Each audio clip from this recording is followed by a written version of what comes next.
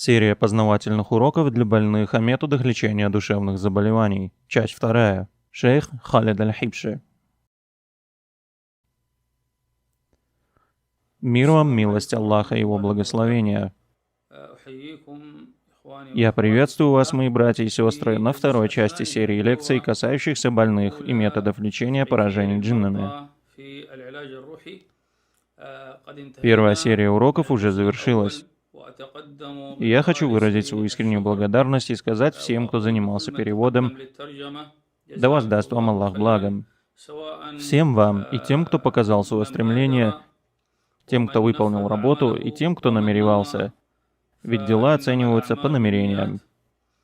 И я прошу Всевышнего Аллаха дать в этом деле пользу. Дорогие братья, был сделан перевод 9 уроков, и вся хвала Аллаху.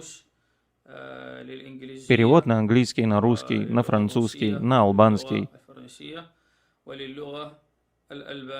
И мы ждем добровольцев, готовых перевести и на другие языки. Итак, это вторая часть серии этих уроков. В этой части также будет целая серия уроков.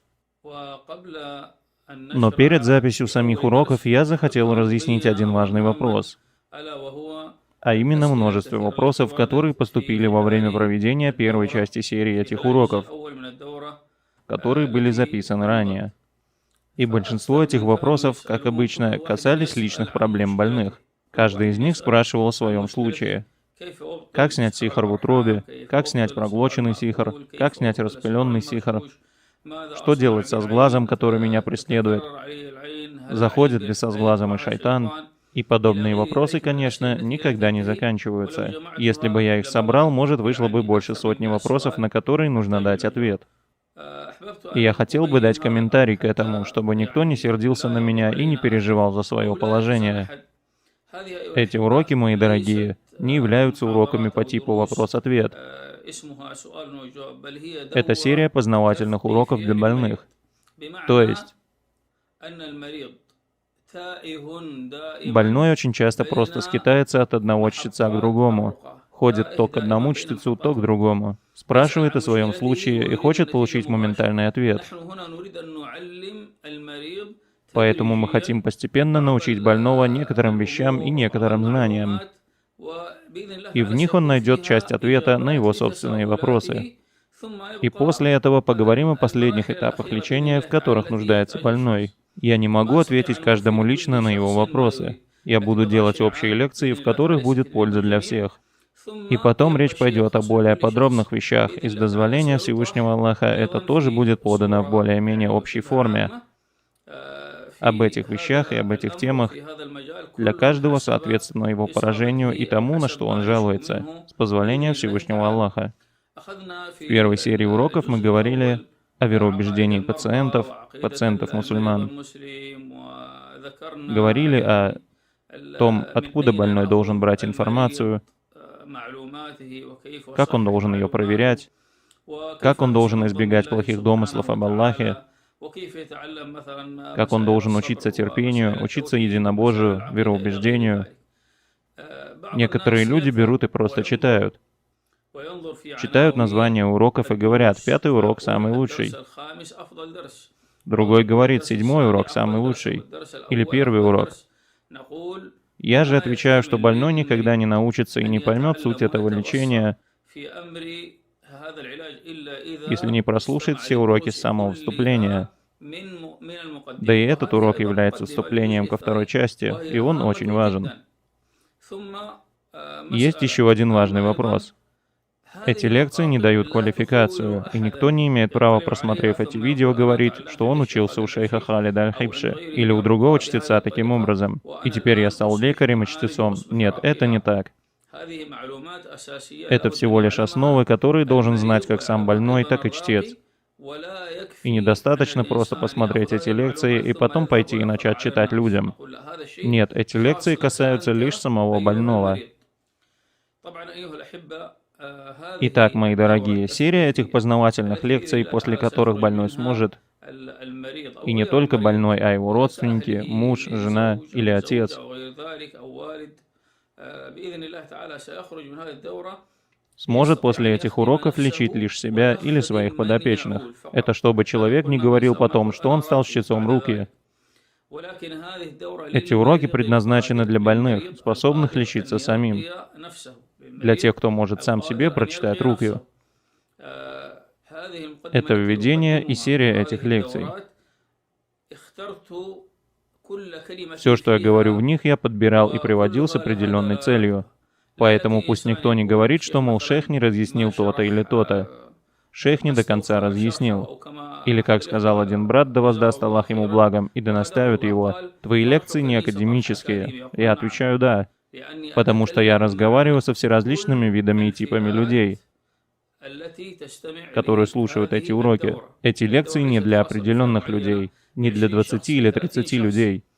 Чтобы я делал уклон и концентрировался на определенные вещи и преподносил их по-другому. Эти лекции могут услышать тысячи людей. Они переводятся на многие языки, поэтому они должны быть упрощенными и легкими к восприятию. Также, мои дорогие, на этих уроках мы поговорим о сглазе и зависти, о сихре и прочих вещах.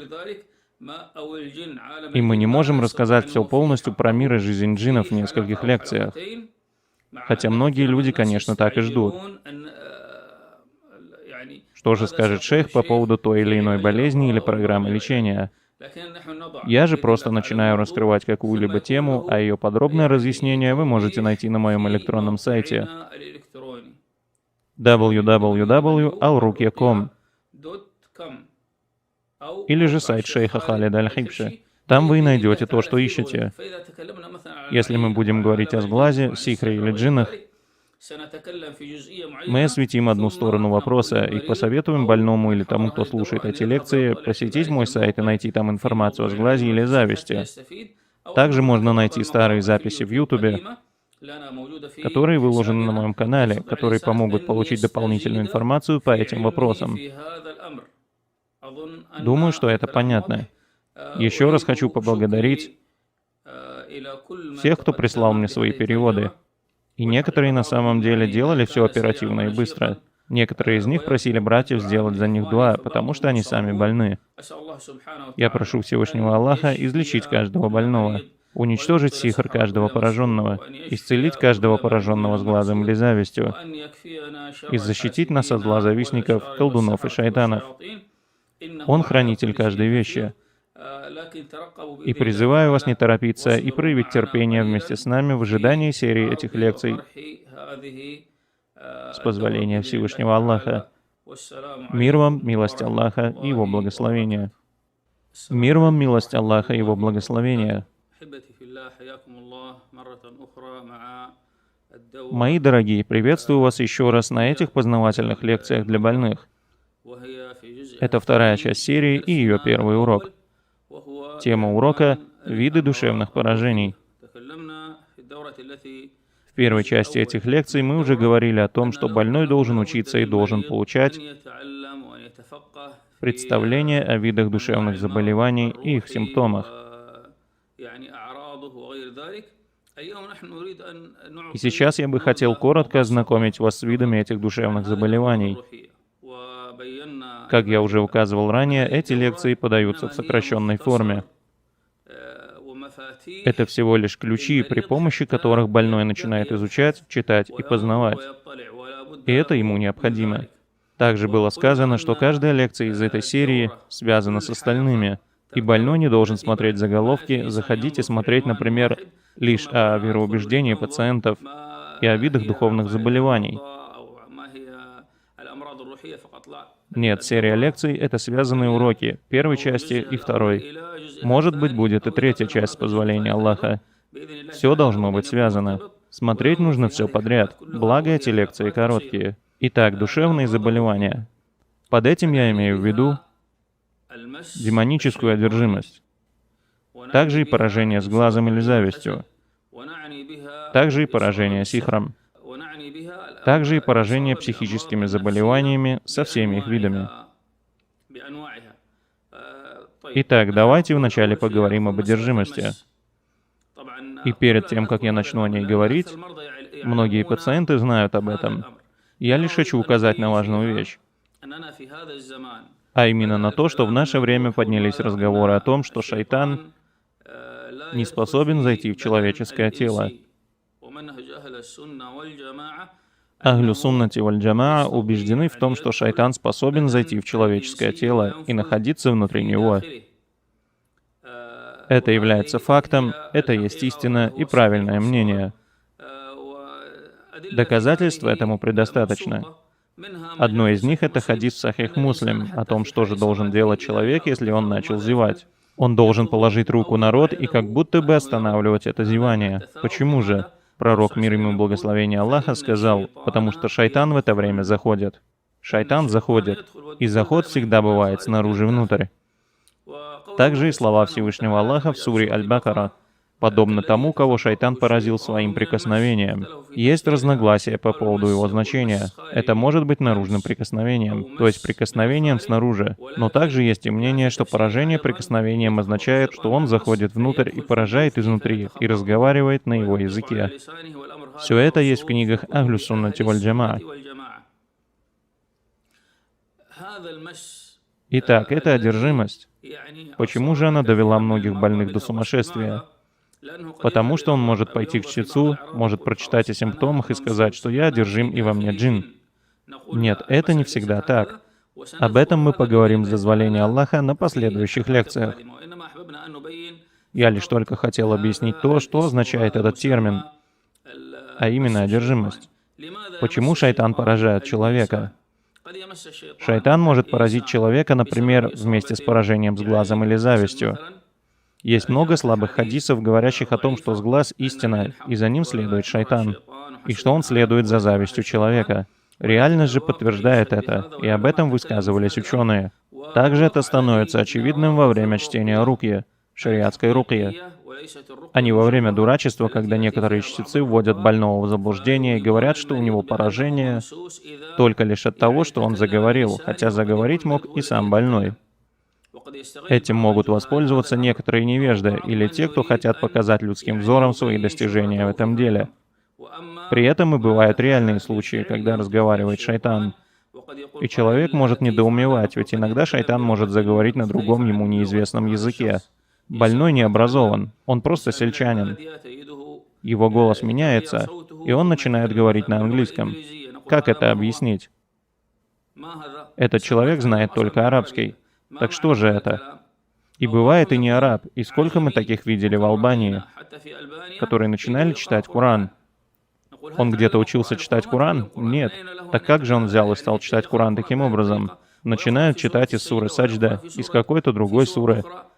Нам отвечают, да он в жизни не читал Коран и вообще не умеет читать Коран таким образом. Итак, подобные симптомы и объясняют настоящий характер поражения. Одержимость ли это, когда кто-то разговаривает из тела больного? И может ли чтец, основываясь на знаниях, сказать, что это очевидная одержимость? Или же этот человек сам разговаривает и рассказывает вещи, которые знает он и знают люди? И в таком виде это подобно розыгрышу. То есть это может случиться по причине сглаза или зависти. Также может быть и по причине сихра, потому что колдун насылает ему подчиненных шайтанов, мятежников и прочих на определенного человека по имени и имени его матери. Идите и причините ему определенный вред. Зайдите в его тело, живите в мочеиспускательном пузыре и так далее. Мы не верим всему из книг по сихру, но так и случается. Приходит больной или больная и говорит: «Шейх, рентген показал, что у меня там какая-то точка или затемнение». И врачи сказали: «Мы не знаем, что это такое. Операцию тоже проводить не будем, дадим вам таблетки», но ничего не меняется. И уже потом, после лечения Кораном, и после того, как кто-то из джиннов, сидящих в этом теле, начал говорить, он сказал: «Я живу в такой-то части тела». И если ему приказать выйти, или сам больной начнет соблюдать какую-то программу, он может сказать: «Шейх, я чувствую, как что-то шевелится в мочеиспускательном пузыре». Или, например, в кишечнике, или в другом месте. И потом говорить, что эта вещь вышла. Тогда ему надо пойти к врачу и сделать рентген снова. Он идет, делает рентген, и врач отвечает: «Теперь все в порядке. Что ты сделал?» Он отвечает: «Я был у чтеца, который лечил меня словами Всевышнего Аллаха». И даже в таких случаях мы отвечаем «да». И не так, как некоторые, которые говорят: «Джин у тебя сидит здесь, и в простате, и в пузыре». Хорошо, как ты узнал? Он говорит: «Джин сам сказал». Я говорю: это ложь. Мы не верим, пока не соберем другие доказательства у чтеца, который понимает ситуацию, и который следит за ней, не читает лишь один раз. И при этом человек еще и консультируется у врачей, чтобы быть полностью уверенным в состоянии своего здоровья. Есть один человек, о котором я уже раньше рассказывал. С ним случился один случай. Он напал на одну змею у себя в Йемене. Он убил ее, и в ту же ночь он увидел эту змею, которая протянулась на его боке, после чего его парализовало. Он стал парализованным и не двигался долгие годы. После этого его водили к врачам, и они сказали, что это паралич, и что у него в голове тромб, и какие-то черные точки на поверхности мозга, как показывали анализы. И после рукьи, по милости Аллаха, это было в Рамадан, ему читал один из шейхов, у которого я сам учился. Этот больной встал в тот же день, пошел к своей жене, и они вместе плакали, благодарили и восхваляли Аллаха.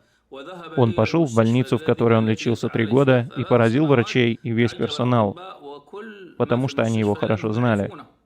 И один из врачей сказал, он был суданцем и знал такие вещи. Он спросил: «Что ты сделал?» Он ответил: «Мне почитал шейх, и я встал». Они сделали ему рентген и не увидели тех точек, которые были видны раньше, и которые влияли на организм, подобно тромбу. Итак, мы говорим, по какой причине его коснулась одержимость? Это сглаз, сихар? Нет. Здесь это была месть со стороны джиннов за то, что он убил одного из них, принявшего облик змеи, которая появилась перед ним и его соседями. Итак, это может быть сглаз, зависть, может быть сихар и слуги колдуна, а может быть и местью. Местью этого джинна, вне зависимости, потревожил ли он их специально или же по ошибке. Сделал по ошибке, и его поразили. Один больной рассказывал, как начались его приступы. Говорит: «Не знаю, мы просто гуляли в одном месте и бросались друг в друга камнями, я и мои друзья. И я бросил камень в одного из друзей и увидел, как этот камень на полпути полета как бы ударился о что-то и упал. Я этому удивился. И после этого начались симптомы. И приступы начали случаться в эту же ночь. Например, каждую неделю в среду в это же время у него случается приступ. Его поднять пытались 4 человека, но не смогли. Потом, уже соблюдая программы и посещая сеансы чтения у меня и у других чтецов, и после программ, которые он соблюдал, его состояние улучшилось. И что же? Когда джин начал говорить, он сказал: «Я шел, и в меня попал камень. Почему он бросил в меня?» Я сказал: «Он же не видел тебя, это не специально». И сколько таких случаев происходит, на которые не обращают внимания. Также бывает, что происходит с некоторыми женщинами. Джин разговаривает, и у нее куча симптомов, против которых медицина бессильна. Она говорит: «Шейх, я уже много лет болею». И после чтения выясняется, что ее симптомы были вызваны шайтанами, потому что она налила на них горячую воду на кухне или в туалете. Она не сказала «бисмилля» и облила одного из них или его детей. И поэтому они мстят ей за это. Один больной, как я говорил, попал в аварию. Его машина перевернулась и, по всей видимости, упала на какого-то джинна. Они стали ему мстить. 2 или 3 месяца он лечился в больнице, но все еще продолжал страдать от мести этих джиннов, которые мстили ему постоянно до самой старости. Это продолжалось с ним около 19 лет. И он не мог понять, чем он вообще поражен. Он жаловался на сердцебиение, головные боли, чувство смерти, а в больнице говорили, что он здоров. У тебя психическое расстройство. Он сам, маша Аллах, табарак Аллах, умный и образованный человек, руководящая должность, спорт. И когда он начал ходить на рукью, все стало ясно, и он стал поправляться и вылечился. И этот джин, который причинял ему страдания, мешал ему даже в интимных вопросах в его отношениях с его женой. Это то, что я хотел рассказать касательно того, что джин может заходить в тело человека. И бывает, что ему вредят снаружи, а ему кажется, что его поразил джин внутри. Кто-то его ударил, боль в спине, боль в ноге. Все, во мне джин. Или идет к неопытному чтецу, тот читает ему, у него начинает дергаться нога. Значит ли это, что в теле джин? Да, может быть, в большинстве случаев. Но ты, чтец, уверен в этом? Говорит, да, уверен. Он прямо сейчас в его ноге. Как ты узнал? Ведь это не всегда так. Да, возможно, что это движение ноги не является естественным. Хотя некоторые пациенты, не то чтобы они были психически больны, но когда они чувствуют движение в ноге, они потрясывают ее еще сильнее. Я говорю ему, не тряси ногой. Если он смог остановить, хвала Аллаху. Если же он сказал, я не могу, она сама трясется, тут можно сказать, что это поражение. А иногда, если на эту ногу побрызгать начитанной водой, больной может сказать, шейх, я почувствовал, что что-то из нее вышло. По нашим предположениям, согласно нашему опыту, это является признаком выхода джинна. Но иногда больной говорит, я не чувствовал, что что-то вышло, а что-то прикасалось к ноге, а теперь перестало. Я отвечаю, может быть, кто-то держал вашу ногу. Если кто-то возьмет мою руку вот таким образом и станет ее шевелить, он может. Эта рука не в моей руке, она находится снаружи, и джин может делать подобное. Они могут двигать лицо человека направо и налево. Спрашиваем больного. Не оставляем его, как делают некоторые, да наставит их Аллах. Посмотрите, джинны шевелят его голову. В нем джинны. Я отвечаю, подождите. Скажи, что ты чувствуешь? Он говорит, я чувствую, что кто-то держит мой подбородок и шевелит его туда-сюда. Дуешь на него, и он отвечает, все, пропало. Другие говорят наоборот, шейх, кто-то в моем теле. Другое тело в моем теле. И есть такие, которые возражают чтецам по поводу подобных вещей. Мы же отвечаем, ты сам не имеешь представления о настоящем положении этих больных. Мы сами до сих пор сталкиваемся с до этого невиданными случаями. Иногда какая-то вещь шевелится под кожей, что-то подобное мыши, как кусок мяса, как яйцо. Двигается и собирается под кожей. Что это? Это что-то внутри этого тела. Думаю, это стало понятно. Итак, это демоническая одержимость. Джин заходит внутрь тела. Хорошо. Способны ли они принимать другие формы? Да, способны. Способны ли они войти таким образом, что становятся как маленькая точка, которая попадает в кровеносный сосуд? Да, способны. Пророк, мир ему благословение Аллаха, сказал, шайтан двигается в теле человека, как кровь по жилам. Он способен войти в сосуды и передвигаться по ним. Это слова пророка, мир ему. Хорошо, кто-то может спросить, а какого размера этот джин? Аллаху известно лучше. Как он выглядит? Аллаху известно лучше. Итак, джинны способны. И неважно, большой он или маленький, мы их размера не знаем. Мы также не знаем их образ, в котором их сотворил Всевышний Аллах, разве что они способны принимать разные формы. Форму насекомого, форму слона, другие формы. Как он заходит внутрь тела, Аллах знает лучше. И как он там принимает формы, Аллах знает лучше. Но еще одна вещь, о которой мы будем говорить позже,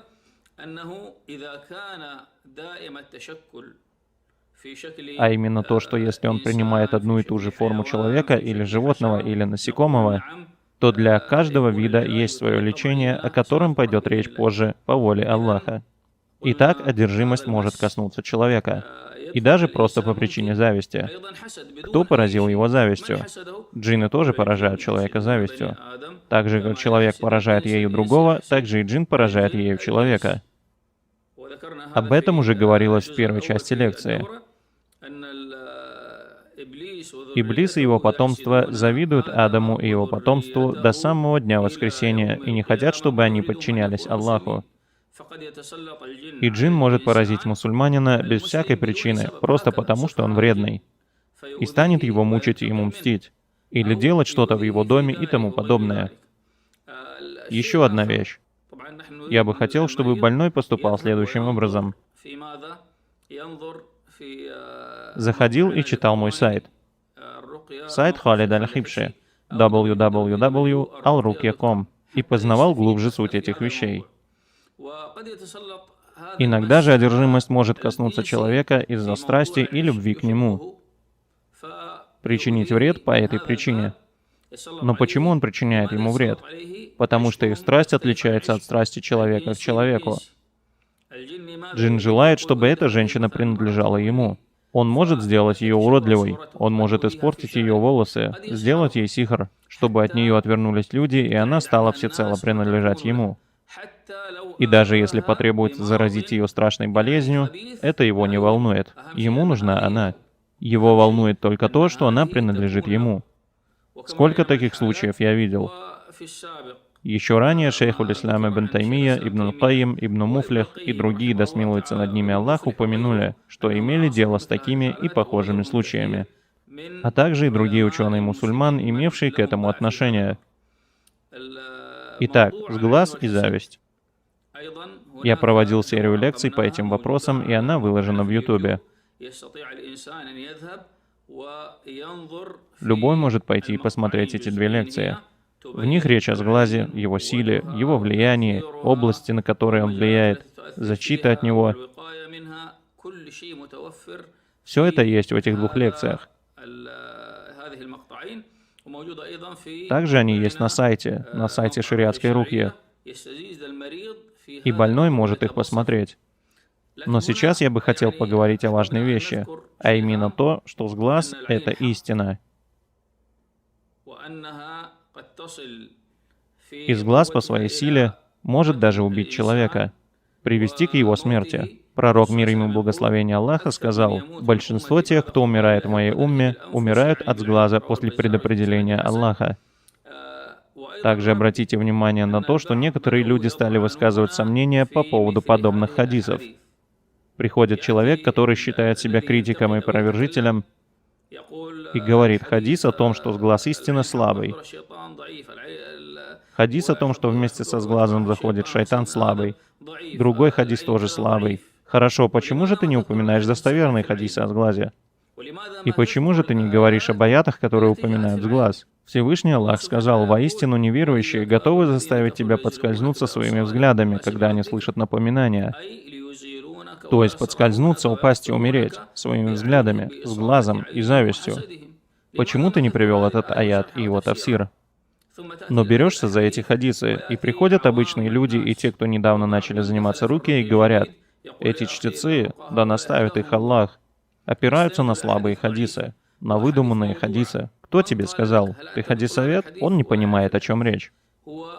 Он просто копирует и вставляет.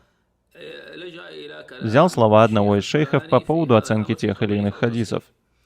Другой взял оценку этих хадисов от другого шейха или алима. И если в них разногласия, не надо навязывать друг другу свое понимание. Это правильно. Итак, сглаз является истиной. В хадисе так и сказано: сглаз — это истина. Также и поражение завистью. Вред сглаза очевиден. Но кто-то может сказать: зачем эти вопросы так раздувать? Я отвечаю, потому что в наше время сильно распространились эти заболевания и эти недуги. Они ответят, что во время пророка, мир ему, такого не было. Да, в его время не было и свиного гриппа, и птичьего гриппа, и коронавируса, и подобных болезней. Но когда появились эти болезни, что же произошло? У мусульман и у всех в мире, во всем мире. Все начали проходить обязательную вакцинацию, следовать указаниям и говорить об этом по новостям во весь голос.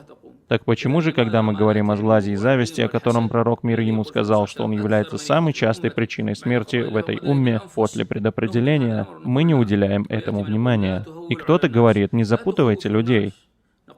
Я отвечаю, сам пророк, мир ему, сказал своим благочестивым сподвижникам, самым сильным, самым смелым, полагающимся на Аллаха, постящимся, молящимся: просите у Аллаха убежища от сглаза. Почему же? Они же полагаются на Аллаха. Зачем, у посланника Аллаха, ты это им говоришь? Потому что он опасен. Мусульманин и даже сподвижник нуждается в том, чтобы искать защиту от этого сглаза. И это в то время, когда сглаз не был так распространен, как сейчас. Они были бедными. Не было всех этих брендов. Не было этого повсеместного богатства и этих прелестей, на которые сегодня заглядываются люди. И все равно он сказал им эти слова. Так что бы он сказал о нашем времени?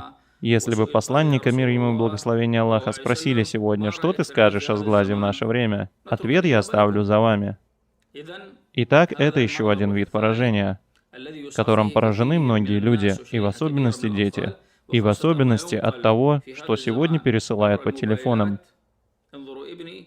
Посмотри на моего сына, какой же он красивенький, какие у него волосы, какая кожа, какие близняшки.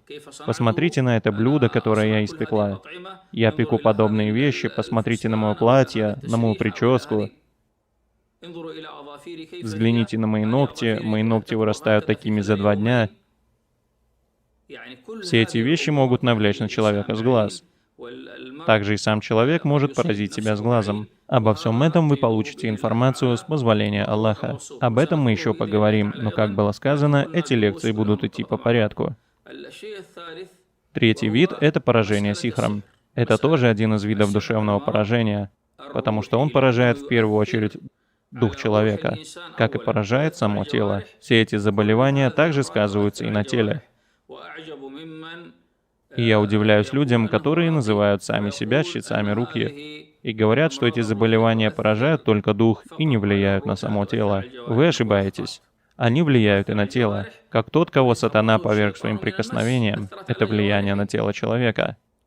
Руки шевелятся, трясутся, он падает на землю. Разве это не поражение тела? Также из глаз. Подкашивает человека, кладет в больницу, нарушает работу органов, почки и другие органы. Таким же образом и сихр. Иногда поражает болезнью, иногда убивает, иногда лишает человека рассудка. И если человек лишается ума, что происходит? В нем изменяется все. Он становится умалишенным, бьет, ворует, еще что-то. Совершает деяния частями своего тела. Итак, мои дорогие, что еще можно сказать о сихре? Мы живем в такое время, когда эти вещи везде, потому что люди стали далеки от Всевышнего Аллаха, от пути Всевышнего Аллаха. Везде. Я не говорю только о своей стране. Повсеместная беспечность. Все заняты содержимым телефонов, люди совершают грехи, а шайтаны только увеличиваются в числе и работают. Поэтому я говорю, многие из этих болезней могут быть от сихра. Люди иногда говорят, у меня что, сихр? Да кому это было нужно? Но мы видели, и больные видели, что большая часть пациентов вначале отрицает. Их семьи и родственники тоже поначалу отрицают. Но когда дело становится очевидным и проявляются все эти сихры, они говорят, мы уверовали, мы убедились в том, о чем говорили чтецы. Поэтому тот, кто осуждает чтецов, мои дорогие, опирается лишь на некоторые ошибки тех, кто занимается рукой без знания. Посмотрите, что они сделали, что они натворили. Хорошо, но почему же ты не упоминаешь те полезные и хорошие дела, которые были сделаны этими же чтецами? Мы бы хотели, чтобы кто-то из нас вышел и рассказал также и о положительных вещах, которые являются результатом чтения руки. Всевышний Аллах сказал, и пусть ненависть людей не подтолкнет вас к несправедливости. Итак, мои дорогие, это сихр. И кто-то может сказать, но во время пророка, мир ему и благословения Аллаха, да, сихр не был распространен до таких масштабов, об этом уже говорилось в первой части лекций. Но в наше время, в котором живем мы, это только увеличивается и будет увеличиваться. Также существует и глобальный план, цель которого — отвести мысли людей и особенно мусульман от темы сихра, внушить им, что все это ложь, чтобы шайтаны продолжали вредить людям. И когда человеку говоришь, в тебе сихр, он отвечает, да ты просто мракобес. Также об этом стали говорить некоторые люди, которые занимались рукой всего несколько лет. Увидели некоторые случаи, увидели, что они на самом деле психические, начали обсуждать, стали записывать про это ролики в интернете, стали осуждать и спорить с теми, кто занимается этим уже давно. И было бы правильно, если бы он сел с нами, поговорил, сказал бы, я вижу это так, а вы в этом деле дольше меня, и посмотрел, что бы ему ответили и что бы ему посоветовали. Это то, что касается сихра. И эта тема на самом деле очень большая. Человек должен иметь об этом представление. И смотреть не только на то, что здесь у арабов. Пусть посмотрит на Запад. Проблема сихра стала намного шире. Индия, Африка, Южная Америка и другие страны. Куда бы вы ни пошли, везде сихры и вера в эти сихры. распространения сихров. А мы только говорим: да, нет, все это ерунда, ложь. Мы не верим. Если мы не верим, значит мы не верим, что сихр был сделан на пророка, мир ему, и в то, что сихр был сделан на некоторых сподвижников, и что с ними произошли те или иные вещи. И такой разумный человек сказать не может. Итак, это еще один вид поражения, который оставляет след в различных сферах жизни человека. Больной может посетить мою страницу в интернете и посмотреть некоторые серии лекций, которые были проведены, может просмотреть и узнать больше об этой теме. И последнее, о чем я хотел бы поговорить, это психические заболевания. И некоторые называют их психосоматикой. Психические болезни, влияющие на тело. Мне очень понравились слова одного из старых врачей. Имя я его сейчас не помню, но помню, что он из Египта. Когда его спросили об этих болезнях, люди ждали, что он скажет: да, есть психические болезни, западные исследования и все такое. Но первое, что он сказал, это слова Всевышнего Аллаха. «Скажи, прибегай к защите Господа людей, царя людей, Бога людей, от зла исчезающего искусителя». Он сказал все проблемы от этого. То есть, он отнес всю эту тему, с ее начала и до ее конца, к этому научающему искусителю, который рождает в сердце мусульманина научения самого разного рода. И под это можно отнести все, чем заболевают вот эти пациенты с психическими заболеваниями. Все, чем страдают психически больные. Итак, если говорить коротко, что может вызвать психическое заболевание? Может вызвать одержимость. Может вызвать и сихр. Может вызвать из глаз. Может вызвать и психическую травму, сильные переживания. Или, например, случай в его жизни, например, потеря чего-либо, отсутствие терпения, отсутствие уверенности во Всевышнем Аллахе, недовольство, привязанность к тленному миру, деньгам. Многие вещи происходят из-за этого. И мы обнаружили, что большинство верующих и правдивых людей не подвержены этим болезням. И если мы сходим в клиники этих врачей, вы сходите и посидите там в очереди и посмотрите, кто сидит у них там на приеме. Соблюдающие там представляют меньшинство из всех тех, кто посещают подобные места. Ведь если эти соблюдающие люди на самом деле понимают суть религии, они не настолько подвержены этим проблемам. Давайте приведем один пример на эту тему. Например, мусульманин.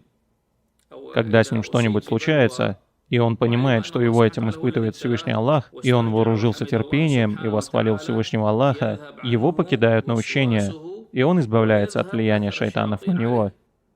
Итак, это об этом. А как же та женщина, которая пришла прямо на поле боя, увидела своего сына убитым, стала его оплакивать, и пророк мир ему сказал ей проявить терпение. Она же не обратила на его слова внимания, но когда ей сказали, что это пророк мир ему, она сказала: «Я проявляю терпение». Но он ответил: терпение должно быть в первый момент. Почему? Потому что сильный плач, отсутствие терпения, доведение себя до предела, к чему это приводит человека? К психическому расстройству. Депрессия, наущение, сын не умер, отец не умер, муж не умер. Начинаются подобные мысли, подобные воображения. А шайтан только подталкивает и только продолжает ей научать. То есть есть некоторые вещи, которые человек должен в таких случаях сдерживать. Как с этим связан сихр? Как сихр связан с психическими заболеваниями? Сумасшествие. Человек теряет свой разум. У него может начаться шизофрения или что-то еще. У нас были случаи, когда человека из-за сихра поражали подобные болезни. Мы уже рассказывали подобные истории. Я помню одну женщину. Помню, что я сам начал думать, что у нее психическое расстройство. У нее случались приступы, и она кричала: «Овцы, горы, посмотрите, вон люди, посмотрите». И потом начала говорить: «Сихр за шкафом». Сихр за шкафом, сихр за шкафом. Я сказал ее детям: посмотрите, сходите с человеком, который уничтожит это. И действительно нашли там сихр. Мы его вытащили, и как только открыли, мать тут же вернулась в свое прежнее состояние. Как мы должны на это смотреть? Она что, притворялась? Разве тот, у кого психическое расстройство, говорит такие вещи, которые приводят к подобному? Или же у него моментально начинается приступ шизофрении, как будто нажали на кнопку, нажали выключить, включить, и все прошло? Такое же невозможно. Но у нас такие случаи были. И у других тоже такие случаи были. Это требует терпения, требует понимания и наблюдения. Поэтому я не согласен с теми, кто говорит, что рукья не требует специального обучения. Достаточно просто читать Фатиху. Ну давайте, попробуйте. У нас есть поговорка: больше дела, меньше слов. Нет, я не делаю вызов, нет, ни за что. Но я говорю, должен стыдиться тот, кто говорит такие вещи, не зная, насколько тяжелыми бывают случаи у этих людей. Есть сихр на сумасшествие. Человек просто теряет разум, становится умалишенным. Есть сихр на воровство. Человек идет и ворует. Отрубим ему руку? Нет. И поэтому некоторые судьи, например, когда к ним приводят кого-то, они пристально изучают его самого прежде вынесения приговора. Я слышал об одном судье в нашей стране, который рассматривал дело группы подозреваемых в убийстве. Их привели, и один из них начал дергаться. И когда он обратился к нему, понял, что его дергание не из-за страха. Он дергался из-за болезни, из-за поражения. И тогда он велел отвести его в сторону. Затем ему прочитали Коран, и выяснилось, что у него одержимость, или подобный вид поражения. И тогда судья вынес одним один приговор, а этому человеку другой. Почему? Потому что он болен. К нему неприменимо то, что применимо к остальным. Итак, все эти вопросы имеют свое глубокое объяснение. Это то, о чем я хотел вам рассказать, забегая немного вперед. Мы не отрицаем роль психиатрии в лечении различных психических заболеваний. Ее роль велика, мы согласны. И если кто-то говорит «нет, только Коран», мы ответим: брат, все не так просто.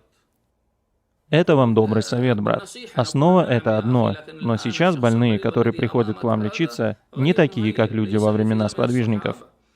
Они не изучали единобожие, не изучали вопросы предопределения, и даже не знают, почему они вообще живут в этом бренном мире. Взгляни на самого себя, мой брат, занимающийся рукой. Извини за эти слова. Я говорю это себе и всем своим братьям. Если у тебя начнется головная боль, и ты поймешь, что причина этой головной боли стал сглаз, или по причине сихра, разве ты просто сядешь и будешь лишь читать сам себе? Или же ты примешь обезболивающее? Честно, ты же возьмешь обезболивающее. Можешь прочесть на эту же воду, можешь натрешь голову мазью, проглотишь лекарство. Ты возьмешь лекарство и даже будешь делать дуа, чтобы Аллах избавил тебя от этого поражения, которое тебя коснулось. Так почему же мы ругаем наших больных братьев, которые посещают психиатров с целью получить лекарства, сбивающие симптомы? Человек не спит 3 дня или 5 дней, ходит на чтение руки и говорит: «Я до сих пор не спал». Сходи к врачу, расскажи о своей болезни. Он говорит: «Он дал мне снотворное». Хорошо, принимай его, пока ты ходишь к нам на чтение руки. Некоторые приходят и говорят: «Хвала Аллаху, мне полегчало». Больше не принимать? Нет. Сходи к врачу и скажи, что тебе полегчало. Может быть, он скажет, что теперь вместо 2 таблеток в день тебе надо принимать только 1. Он идет и становится еще лучше. Что дальше? Сходи еще раз и скажи, что стало еще легче. И может быть, он скажет, что больше принимать не надо. А некоторые говорят: «Выкинь все эти лекарства. Это все яды. Не глотай их». Я отвечаю: брат, все не так просто. Я надеюсь, что мне удалось разъяснить некоторые вопросы, связанные с видами этих поражений и их сути, о которых мы будем говорить с позволения Всевышнего Аллаха. Я еще раз выражаю благодарность всем участвующим в переводах этих видеолекций из первой части серии этих лекций. Несмотря на то, что некоторые братья задерживались, да воздаст им Аллах благом. И все равно Всевышний Аллах не даст пропасть награде творящих добро. Я также напоминаю, мои дорогие, не пишите и не критикуйте, мол, лекции неполные и так далее. Я не могу взять и рассказывать все это знание в таких упрощенных лекциях, как эти. Кто-то скажет: вы должны углубляться в тему. Я отвечу: я не разговариваю с 20 или 30 людьми. Я обращаюсь к большой части всего нашего общества. У каждого человека свой уровень понимания, свой уровень мышления и усваивания. Прошу Аллаха принести пользу в том, что мы услышали, и сделать нашу встречу встречей ради поминания и послушания. Мир вам, милость Аллаха и Его благословения. Мир вам, милость Аллаха и Его благословения.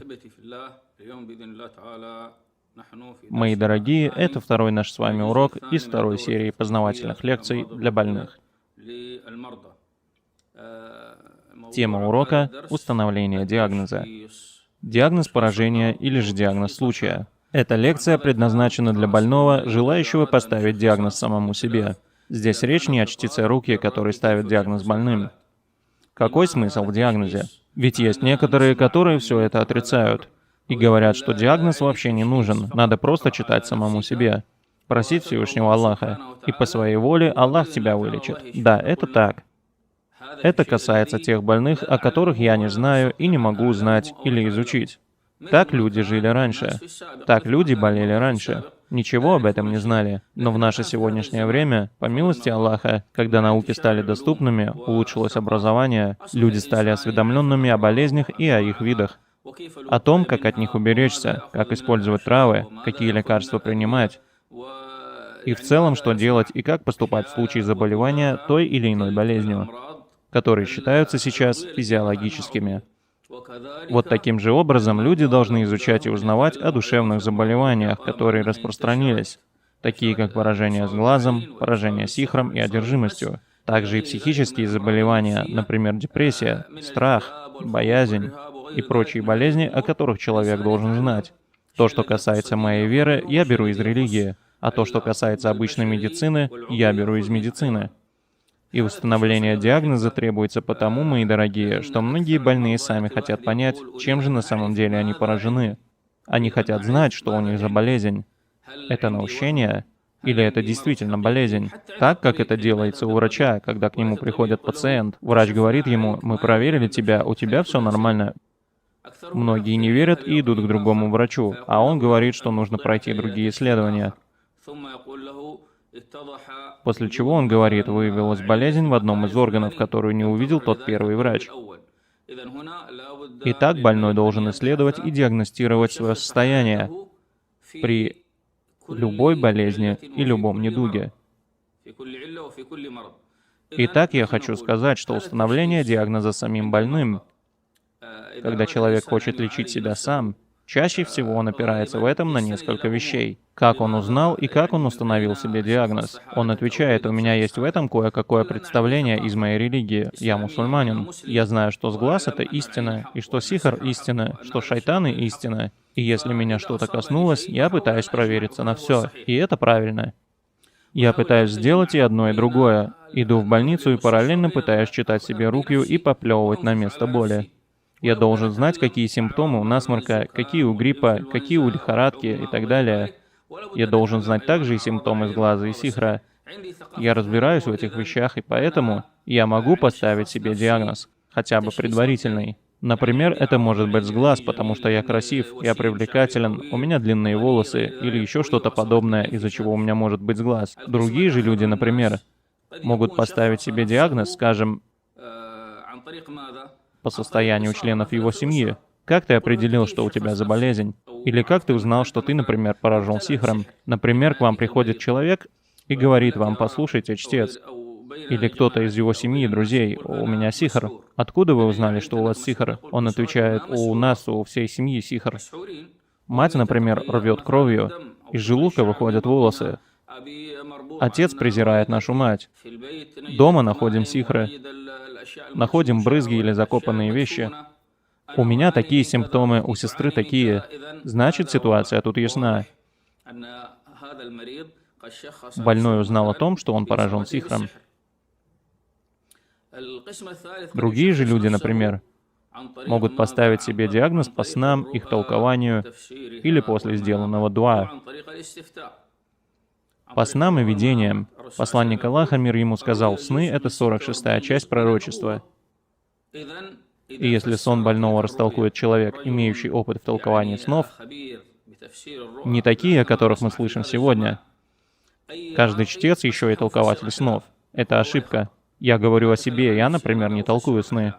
Это не позор и не недостаток. Позор — это когда каждый чтец начинает читать рукью и называется чтец, толкователь и разбирающийся во снах. Прочитал 2 слова из книги Ибн Сирина и стал толкователем снов. Под таких не следует принимать толкование снов, даже если он и растолкует сон, который впоследствии исполнится, потому что сны в основном исполняются соответственно толкованию. Поэтому мы советуем так не поступать. Но если, например, человек увидел сон, его мать увидела тот же сон, и мы после этого ясно увидели его значение, то в таком случае можем сказать «да». Мы можем сказать, что в этом случае сон действительно исполнился. Или человек говорит «я делал дуа», как сделал посланник Аллаха, мир ему, и просил Всевышнего Аллаха, чтобы он указал мне на мою болезнь. У человека проблемы, но врачи ничего в нем не нашли.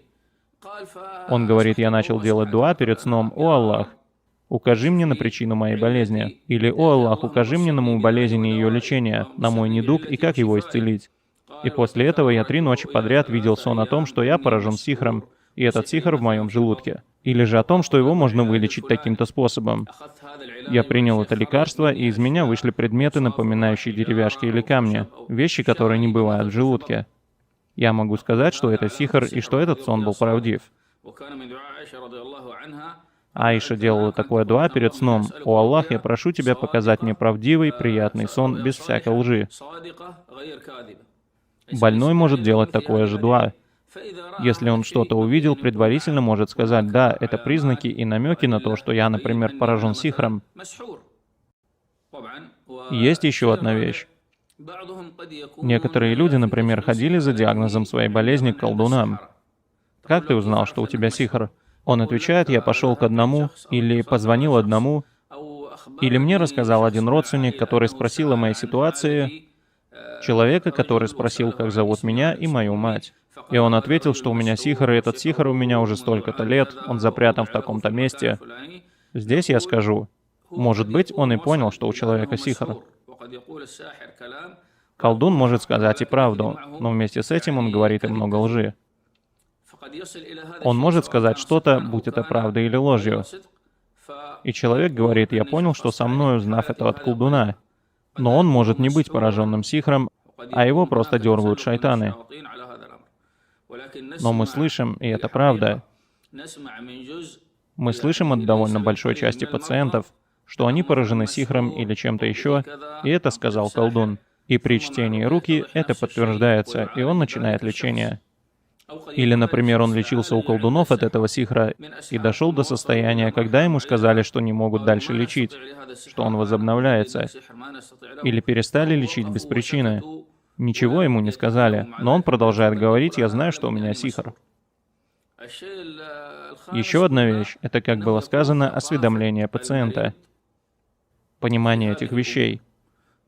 Он взялся, почитал, и после многих визитов к одним и другим чтецам получил опыт больший, чем у некоторых чтецов. Он начал понимать симптомы с глаза, симптомы сихра, симптомы одержимости. Он увидел их в себе, в своей семье, в пациентах, которых он видел и встречал, или видел в интернете. И так он по опыту знает, что у него за поражение и какой у него диагноз. Но бывает еще и так, что человек может опираться в этом на наущение. Человек решил, что у него поражение из-за наущений. Каким образом? Он прочитал о симптомах с глаза, о симптомах сихра, и сказал: «Да, у меня болит здесь и болит тут, значит, у меня сихр». Здесь можно сказать, если что-то такое имеет место быть, и когда кто-то говорит, например, «просто читай себе сам», я отвечаю: недостаточно. Необходимо провериться у известных и порядочных чтецов, чтобы они почитали и поставили диагноз его случая.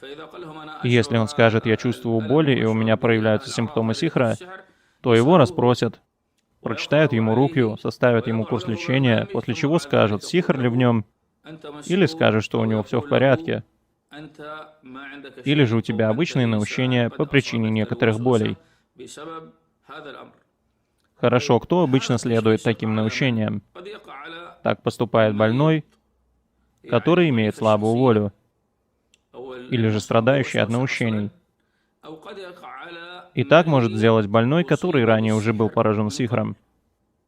Болел сихром ранее. Человек, вкусивший всю горечь колдовства. И если он почувствует все это заново, он может сказать: «Я опять чувствую все те же симптомы. У меня опять сихр».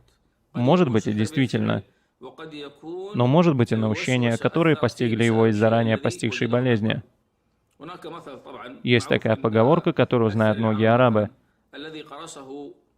Тот, кого укусило животное, или укусила змея, или укусил еще кто-то, по-разному говорят. Говорят, что он боится колебания веревки, то есть движения веревки рядом с ним. Это значит, что если какого-то человека когда-то укусила змея, если он вкусил эту боль, вкусил этот яд и лечился от него, то если рядом с ним зашевелится веревка, он испугается, потому что он уже вкусил.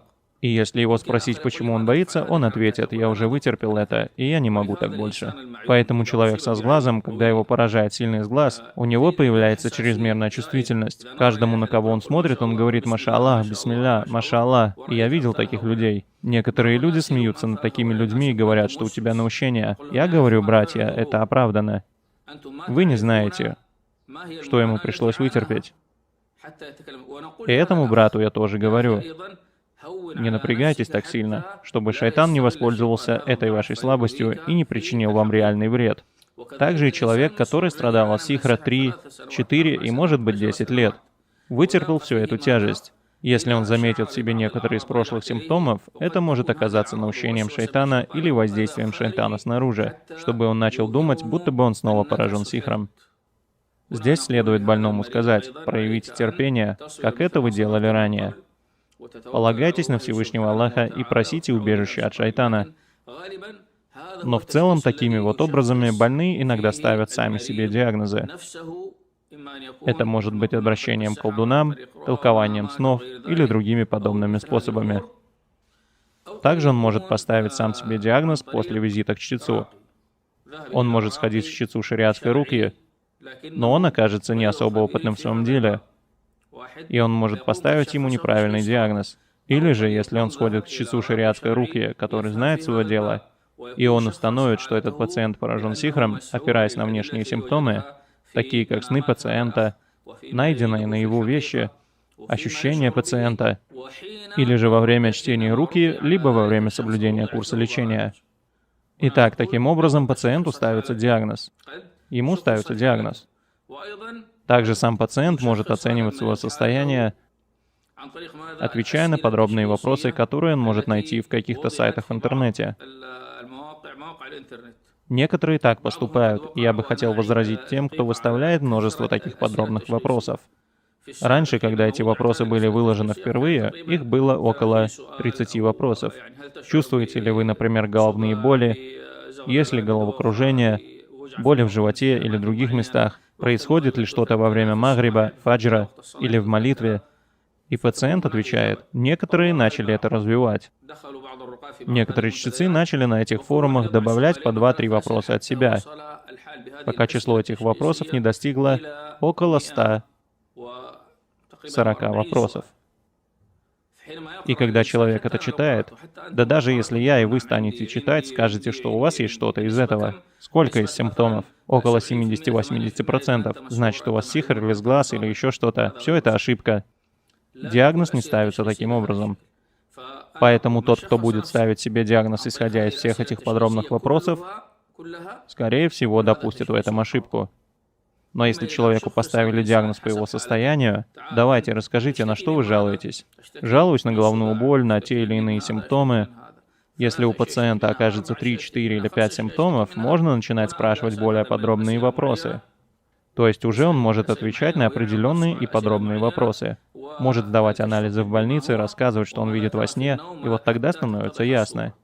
Некоторые говорят: сходите к врачу, возьмите определенное лекарство, проверьтесь у него на ту или иную вещь. Мы сами не врачи, но мы знаем это уже по опыту. Он говорит: я действительно сходил, и оказалось, что у меня нехватка витамина D, витамина B или чего-то еще. Я взял, и хвала Аллаху, половина моих симптомов ушло. Я отвечаю: а теперь уже можно проходить курс лечения руки. Следует параллельно проверяться и у одних, и у других. Много таких вещей, на которые пациент должен обращать внимание. А бывает, что человек ставит сам себе диагноз, опираясь на какой-то случай с ним. Что с ним могло случиться? Некоторые говорят: шейх, у меня сихр. Я спрашиваю: брат, как ты это понял? Он говорит: клянусь Аллахом. Брат, не клянись. Он говорит: мой дядя колдун. У него есть книги по сихру. И однажды он на меня рассердился и сказал: клянусь Аллахом, я сделаю на тебя сихр. Или, например, клянусь Аллахом, я не дам тебе найти работу или жениться. И он говорит: я сейчас без работы, и я до сих пор не женился. Что, ответим ему: все, на тебе сихр твоего дяди? Он же сахир. Ты уверен? Да, уверен. Он говорит: это значит, что во мне сихр? Я отвечаю: нет. Такому брату мы должны сказать, задать ему определенные вопросы. Ты где-то учился? Нет, нигде не учился. Ты где-нибудь искал работу? Нет, не искал. Хорошо, как же ты хочешь зарабатывать и как же ты хочешь жениться?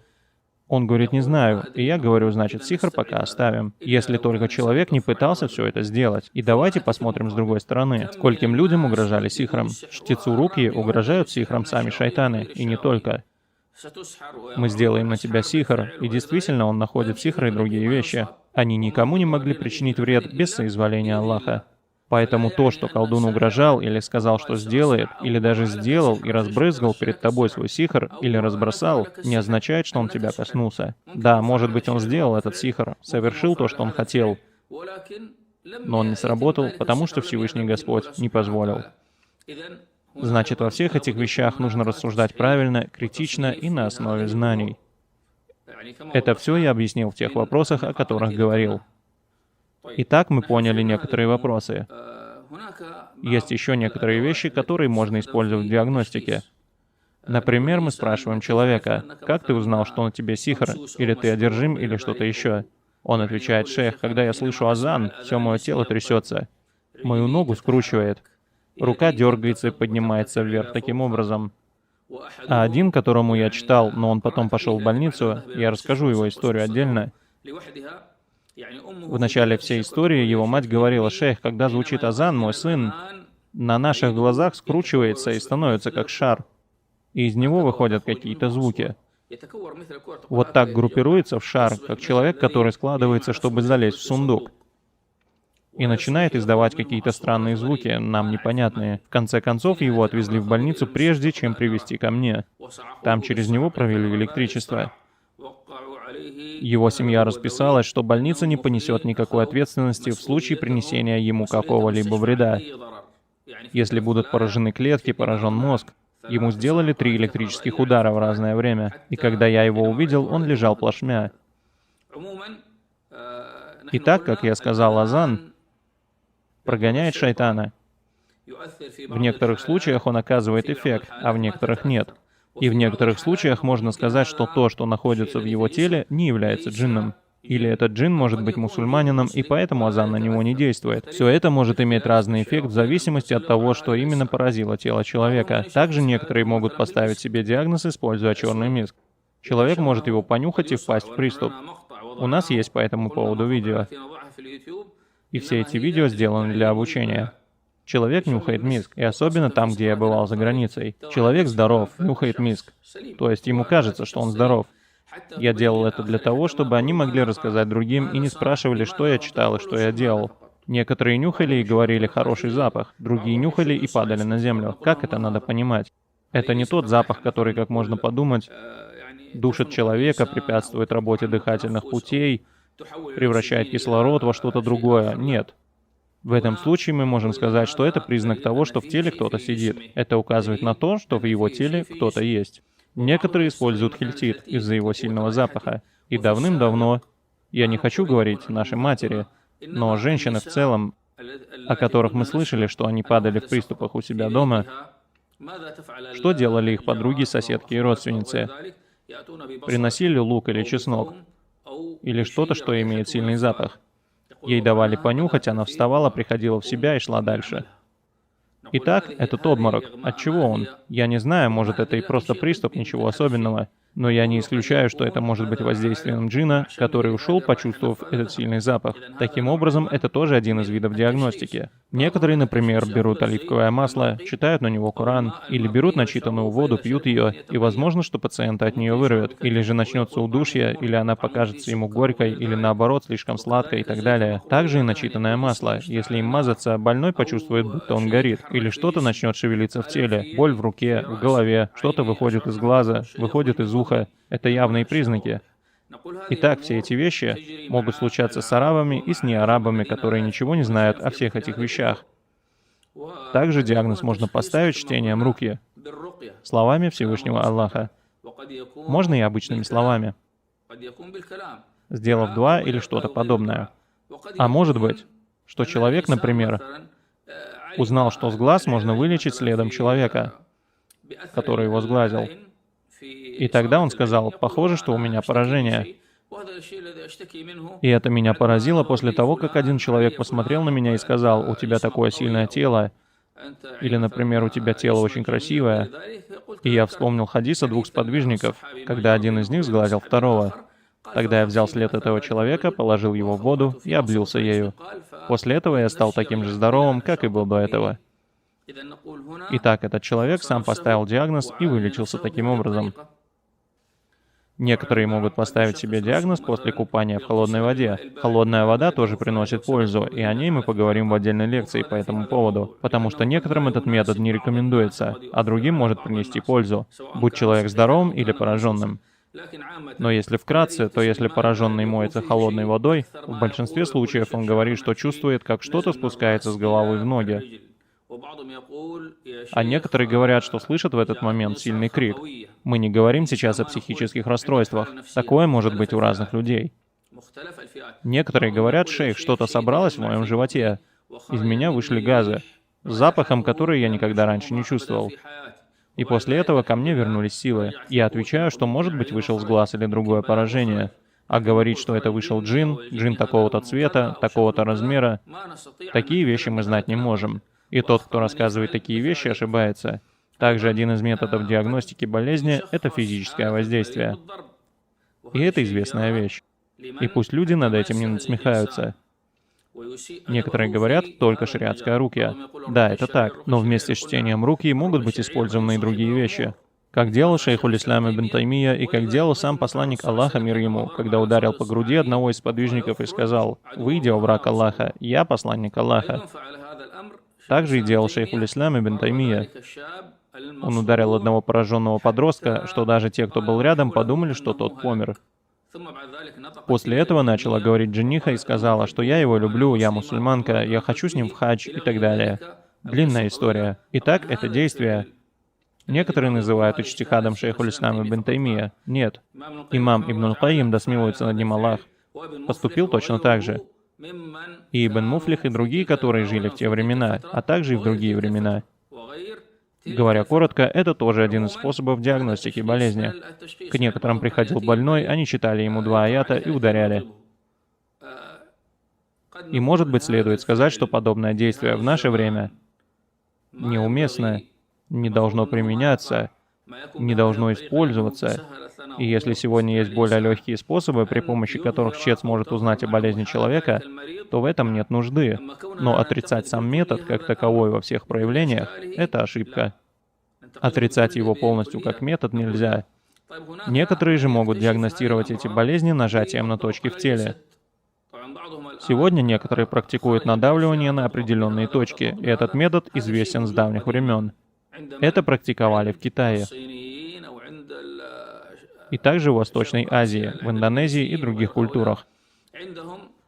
Они развивали точечную медицину и то, что сейчас называется рефлексологией, а также и другие методы. Все это тоже может влиять на душевное заболевание. Но не следует понимать, что это влияет на само душевное заболевание, влияет нажатие на определенные точки. Например, вы приходите к пораженному человеку и надавливаете на эти места, вот здесь, сзади. Это также может помочь поставить диагноз. Иногда при нажатии болезнь может проявиться, и все его симптомы выйдут наружу. Хорошо, откуда вы узнали, что нажимать нужно именно сюда? Он говорит: не знаю, я просто видел, что один шейх так сделал. Он его взял за лоб, например, или надавил на эти места. Откуда вы узнали? Просто видели, что кто-то так сделал. Это другая наука. И я помню, что еще перед чтением руки я сам этим занимался. Но это было отвергнуто в то время, когда я уже занимался рукой. Почему? Меня спрашивали, почему ты надавливаешь на это место? Ты там что-то видишь? Я говорю, нет. То есть у людей появлялись сомнения, и я это оставил. Но эффект все равно от этого есть. Есть что-то, что влияет на душевное состояние больного, влияет на дух, который в теле. Конечно, соответственно виду болезни, поразившей тело, будь это сглаз или что-то еще.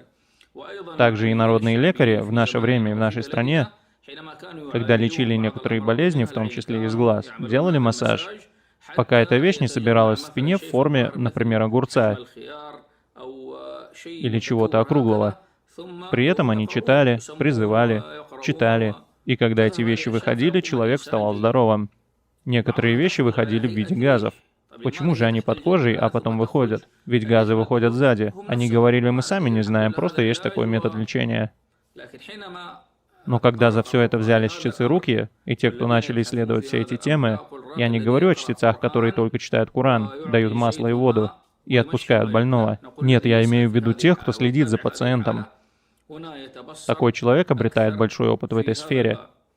Это некоторые виды лечения, о которых я могу сказать. Кстати, когда я говорю оливковое масло, я не имею в виду только лишь его. Спрашивается, почему бы не использовать масло черного тмина или другое масло? Я отвечаю, это касается всего. Будь это массаж маслом, прием вовнутрь, омовение им, или даже окуривание им. Да, даже маслом можно окуривать. Некоторые говорили, я попробовал окуривать индийским кыстом, и меня вырвало. Одна сестра окуривала семенами могильника и сказала, шейх, в один момент упала какая-то скрученная бумажка. Она ее сфотографировала и показала мне. Откуда она упала? Не знает. Значит, подобные вещи могут изобличить некоторые деяния шайтанов. Но можем ли мы утверждать, что эта трава против сихра, а это сжигает такого-то джинна, или еще что-то? Нет, этим мы не должны заниматься. Это всего лишь причины, раз уж они в основе дозволены, и пациент не имеет убеждений в том, что они сами по себе исцеляют и тому подобное. Нет проблем это использовать. И я это поясню на одной из следующих лекций. Также сюда можно отнести финики аджва. Некоторые говорят, что когда мы едим аджву, из нас выходят какие-то нитки. Выходят какие-то черные змеи. Я говорю, это симптомы поражения в желудке. Жалуешься ли ты на то или на это? Да, значит, это симптомы сихра. Продолжайте и добавьте к курсу лечения то и это. И он отвечает, шейх, я сейчас только понял, что все это время у меня был сихр и тому подобное. Сюда же можно отнести мед, воду замзам и разные другие вещи, о которых мы будем говорить. Сегодня же я хотел поговорить лишь о том, что диагноз может быть поставлен по снам, по дуа или после чтения руки. Я же должен собрать то, что касается диагноза, и пояснить, как вы должны сами себе поставить диагноз по воле Аллаха. Об этом на следующей лекции. Мир вам, милость Аллаха и Его благословения.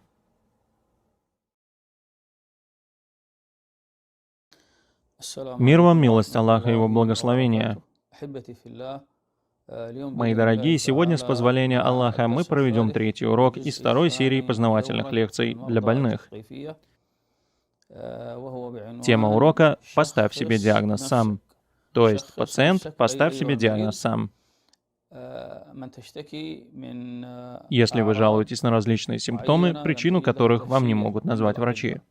Конечно, эта серия, чтобы люди не стали говорить, что шейх разговаривает на простом языке. Свои уроки я всегда составляю так, чтобы пользу из них, по воле Аллаха, могли бы извлечь все люди. Например, кто-то может прийти и сказать, что он прошел много программ, и, услышав об этой серии, он может сказать, да ничего нового. Я отвечаю, что мои слова я всегда обращаю к большим группам людей. И делаю это таким образом, чтобы меня по воле Аллаха поняло максимально большое количество людей. Так как же человеку поставить диагноз самому себе? И касается ли это исключительно самого больного или того, кто хочет просто провериться? Из достоверной сунны известно, из истории пророка, мир ему, когда на него был сделан сихр, когда ему казалось, что он совершил что-либо, но на самом деле не совершал. Что же тогда сделал пророк, мир ему и благословение Аллаха? Дорогие мои, это очень важно понимать. Всем нам и всем, кто свои надежды стал связывать с чтецами руки.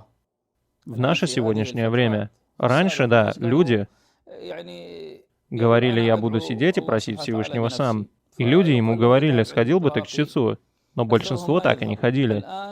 Сегодня же человек сразу открывает интернет и ищет чтеца, который поставит диагноз, пришлет ему 100 вопросов. А некоторые пишут вопрос и рассылают десяткам чтецов, ожидая от них ответа. Один ему отвечает с глаз, другой говорит сихр, третий — наущение, четвертый — еще что-то. И он остается в своих наущениях, и его положение усложняется. Наилучший же метод — пророка, мир ему и благословение Аллаха. Как повлиял сихр на пророка, мир ему и благословение Аллаха? У него иногда появлялись головные боли. Иногда он чувствовал боли в теле, тяжесть в теле. Ему казалось, что он что-то делал, хотя он этого не делал, но никак не повлияло на вопросы религии и ее законоположения. Так что же он сделал? В некоторых сообщениях сказано: он делал дуа, затем опять делал дуа. В другом сообщении: он делал дуа, затем сделал его опять. В некоторых сообщениях повторяется дважды, в некоторых трижды. Кого же он просил? Всевышнего Аллаха. И потом, после того, как Всевышний показал ему, чем он поражен, он сказал Аише, да будет доволен ею Аллах: «Ты видела? То есть ты знаешь, что Аллах ответил мне на то, что я у него хотел узнать». Ученые сказали, что дуа — это также и просьба сообщить что-то. Он спросил Всевышнего Аллаха о своей болезни, попросил раскрыть ему ее причину, и Всевышний Аллах дал ему в ответе описание того, чем он на самом деле болен. Итак, если вы хотите поставить правильный диагноз сами, вы должны делать дуа Всевышнему так, как это делал пророк, мир ему и благословение Аллаха. Пророк, мир ему, усердно делал дуа Всевышнему Аллаху 3 раза, 2 раза или другое количество раз. Как сказано в хадисе, то есть в один из дней, пророк, мир ему, присел, желая понять причину его болезни, и стал делать Аллаху дуа, просить его дать ему понять. Давайте немного остановимся и скажем большинству пациентов: когда у вас начались эти душевные проблемы, к кому вы обратились? Вы спросили родственников, соседей, может, спросили студентов, взяли и позвонили чтецам. Но обратились ли вы с этим ко Всевышнему Аллаху? Потратили ли вы свои силы в обращении к Аллаху так, как вы это делаете у чтецов и других лекарей? Некоторые даже пошли к шарлатанам, как я уже упоминал. Большинство из пациентов скажут: «Шейх, действительно, мы не придали этому должное внимание». Итак, почему же Всевышний испытывает своего раба, чтобы он вернулся к нему и стал просить его? Кто я такой? Кто тот или иной чтец? Да никто. Ты же сам, когда приходишь к чтецу, видишь, что он делает дуа Аллаху и читает некоторые аяты, чтобы симптомы начали проявляться. Это дозволено делать, нет проблем. Но вместе с этим мусульманин должен сам прилагать усилия. Какое дуа делал пророк, мир ему? Некоторые, например, говорят: прочитайте определенную часть из суры Му'минун, сделайте салават 10 или 15 раз, затем усните и увидите во сне. Я отвечу, что на это нет никаких доводов. На это нет никаких доводов. Так ведь рукья — это иджтихад. Да, это иджтихад, но у него должны быть какие-то границы. Так что же нам делать? Некоторые спрашивают: а делал ли пророк, мир ему, дуа против своего сихра? Я отвечаю, что он не знал, что он им поражен. Он просто чувствовал тяжесть в теле. Поэтому он сказал, то есть попросил Аллаха сообщить ему о том, что он чувствует в своем теле. И через время Всевышний сообщил ему, что причиной его боли является сихр. Поэтому человек может делать дуа Всевышнему Аллаху, например, так. Конечно, хадиса на это нет, но человек может делать любое дозволенное дуа Аллаху. Всевышний отвечает на дуа своего раба, если только он не попросит о грехе или разрыве родственных связей. Больной может делать, например, такое дуа: «О Аллах, дай мне понять, что за болезнь у меня и как ее вылечить. О Аллах, дай мне понять, чем я поражен и как исцелиться». И другие подобные дуа. Сколько раз его делать? Определенного числа нет, поэтому не нужно потом брать и говорить, что определенное число раз — это сунна, и как будто бы пророк, мир ему, так и поступал. Итак, это то дуа, которое он делал? Нет. Это просто одно из дозволенных дуа. Таким дуа дозволено обращаться ко Всевышнему. Любыми словами. Главное, чтобы в них не было ширка и не было перехода границ в отношении Всевышнего Аллаха. Итак, нет проблем делать подобное дуа. Хорошо, шейх, а когда делать это дуа? Мне его читать перед сном, перед определенным делом? Я отвечаю, нет определенного времени для подобных дуа, но мусульманин должен стараться делать его во времена, когда ответ более вероятен. В последнюю треть ночи, между намазами, перед икаматом, в другие времена. Простые слова: «О Аллах, покажи мне, что со мной. О Аллах, покажи мне причину боли, которую я чувствую». Любое из этих разрешенных дуа. Главное — повторение и уверенность в том, что вы сейчас просите ответа у Всевышнего Аллаха. Некоторые говорят: «Сходи к этому чтецу». Он отвечает: «Нет, нет, я пойду к другому, потому что он специалист и ученый в вопросах руки, и он даст мне точный ответ». Другие говорят: «Нет, чтецы слабые, у них нет джиннов, которые им помогают. Я лучше схожу или напишу колдуну свое имя, имя матери, и он мне даст стопроцентный ответ». Потому что человек всегда хочет получить ясный, правильный, неоспоримый ответ на свой вопрос. Я отвечаю такой ответ у того, кто тебя создал и сделал твой облик совершенным. Больной же должен проявлять максимум усилий. Сесть и делать дуа Всевышнему Аллаху. Некоторые могут сказать: это похоже на что-то, на что нет довода. Я отвечаю: нет, пророк, мир ему, просил Аллаха ответить. Однако, если больной сам знает, что он околдован или у него симптомы сихра, но он не уверен, кто это сделал, кто причинил ему этот вред, или же уверен, что у него симптомы с глаза, может ли он делать такое дуа: «О Аллах, укажи мне на того, кто наложил на меня сихр»? Да, он может делать любое дозволенное дуа Всевышнему Аллаху. Кто-то может сказать: шайтаны же могут разыграть. Я отвечаю: нет. Пророк, мир ему, не знал, что он околдован, поэтому просил указать на причину своей болезни. И поэтому больной, который не знает, что с ним, но жалуется на боли, может делать дуа Аллаху и говорить: «О Аллах, укажи мне на мою болезнь и ее лечение». Но человек, у которого сихр или симптомы сихра, может говорить: «О Аллах, укажи мне на того, кто наложил на меня сихр». Или же есть другой выход. Человек может просить Всевышнего Аллаха: «О Аллах, если я поражен сихром, например, выяви этот сихр и уничтожь его». Некоторые, когда садятся, независимо в состоянии тахарата или нет, потому что некоторые говорят: обязательно с тахаратом, обязательно с тем-то. Я говорю: братья мои, Аллах отвечает на дуа нуждающегося, когда он просит, даже если он многобожник. Если он обращается к нему в сильной нужде, Всевышний Аллах ему отвечает. Поэтому не надо приходить к человеку, пораженному джиннами, далекому от Всевышнего Аллаха или совершающего большие грехи или ширк, и говорить: Аллах тебе не ответит. Никогда не говорите человеку такие слова. Дайте ему совет исправить свои отношения с Аллахом, чтобы вероятность ответа возросла. Человек пожирает проценты. Не говорите: Аллах тебе никогда не ответит. В сильной нужде Всевышний Аллах отвечает даже неверующему, оказавшемуся в ней. Особенно если он, например, поражен сихром, или, например, стал жертвой несправедливости. Всевышний отвечает на дуа притесненного, даже если он неверующий. Но это не значит, что он отвечает на все его просьбы.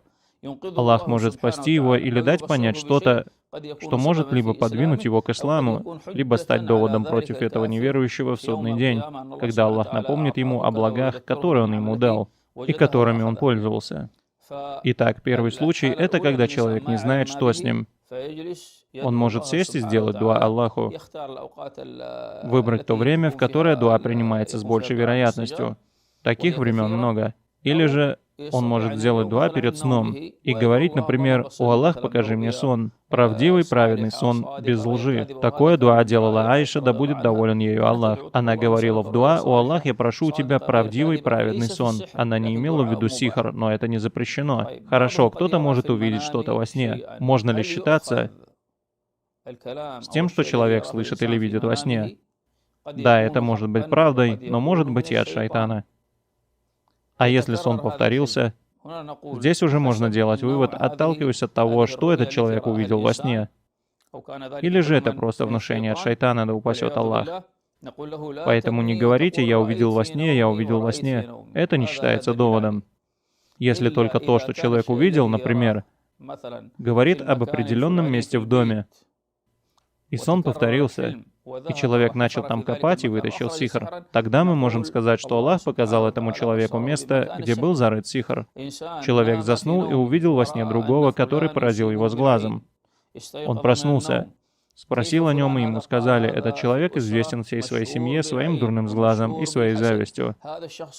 Когда он встречает кого-то, он обсуждает его деньги, обсуждает его детей, и после этого случаются плохие вещи по причине слов этого человека.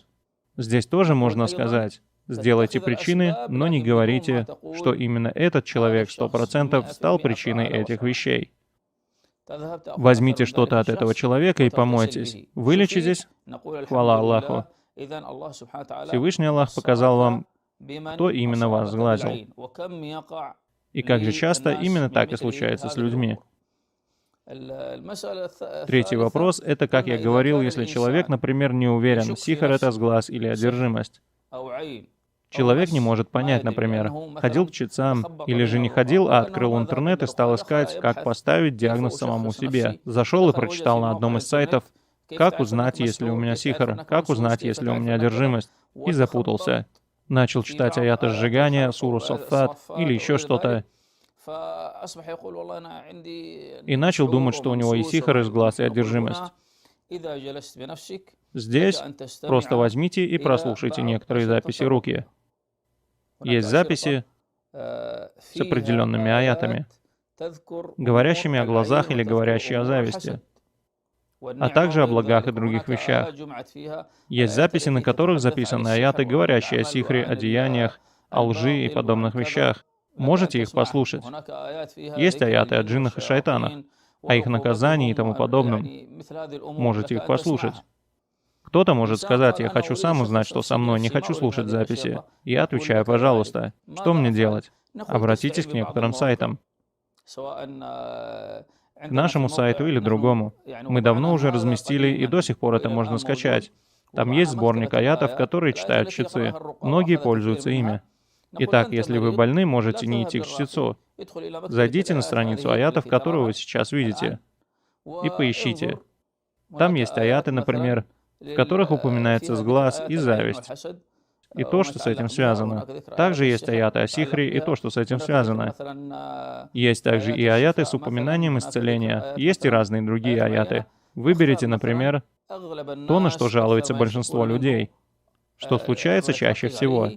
Сглаз или сихр, или же одержимость. Затем уже более подробно. Такие вещи, как какой вид сихра его поразил, по какой причине его коснулся сглаз, кто тот джин, который его поразил, это он ему мстит, или же он зашел с сихром, или он зашел со сглазом и тому подобное. Я говорю пациентам: не залезайте в эти подробности и не забивайте этим свою голову. Просто возьмите эти аяты, возьмите воду, как было сказано ранее, возьмите также оливковое масло, или масло черного тмина, или другое масло, и прочитайте эти аяты. Не обязательно читать их все, ведь их много. Выберите из них некоторые. И если вы прочитаете их сначала, это хорошо. Читая их, держите в голове, что вы сейчас читаете сами себе рукью. Читайте и дуйте в эту воду. Дуйте в это масло. Затем, если при чтении вы что-то почувствовали, при чтении себе руки, почувствовали мурашки, почувствовали жар, началась сонливость, зевание, начались отрыжки, какие-то движения в теле во время чтения аятов о сглазе, тогда можете сделать заметку, что, возможно, вы поражены сглазом. Можем ли мы утверждать это? Я отвечу: нет, не можем. Почему? Потому что это могут разыгрывать шайтаны. Или может быть сильным наущением, из-за которого что-то меняется в пациенте. И у каждого человека это может происходить по-своему. Все люди разные. Имам Ибн Аль-Каим упоминал, что одни души могут испытывать влияние других, даже без шайтанов и прочих вещей. Он говорил: разве вы не замечаете, что человек, например, если увидит другого, который смотрит на него гневным взглядом, например, смотрит со злостью, он может пожелтеть от страха. Цвет лица может поменяться, может начаться потовыделение. Не замечали ли вы, что если улыбнуться кому-то в лицо, он может засмеяться в ответ? Не замечали ли вы, что если перед одним человеком другой начнет зевать, он тоже может начать зевать, хотя он и не хотел зевать прежде? Ибн Аль-Каим говорит, что это влияние одних душ на другие в подобных вещах. И поэтому человек может читать себе аяты о сглазе. Люди отличаются, и кто-то прям уверен, что сейчас что-то произойдет, может я упаду, может случиться приступ. Поэтому то, что вы чувствуете в начале, не всегда имеет значение. Подуйте на эту воду и на это масло. Если вы можете, прочитайте затем аяты о сихре.